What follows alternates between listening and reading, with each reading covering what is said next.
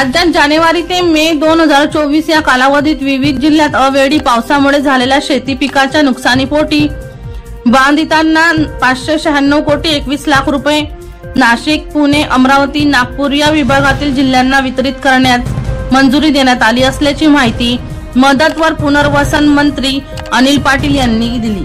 अतिवृष्टी, पूर व चक्रीवादळ यासारख्या नैसर्गिक आपत्तीमुळे शेती पिकाचे नुकसान झाल्यास पुढील हंगामामध्ये उपयोगी पडावे याकरिता शेतकऱ्यांना निविष्ट अनुदान स्वरूपात एका हंगामात एक वेळेस याप्रमाणे राज्य आपत्ती प्रतिसाद निधीमधून विहित दराने मदत देण्यात येते।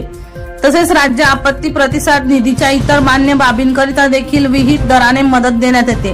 केंद्र शासनाने विहित केलेल्या 12 नैसर्गिक आपत्ती व्यतिरिक्त अवेळी पाऊस, अतिवृष्टी, वीज कोसळणे, समुद्राचे उधाण व आकस्मिक आग या स्थानिक आपत्तीमध्ये बाधित होणाऱ्या नागरिकांना मदत देण्याचे धोरण निश्चित केले आहे।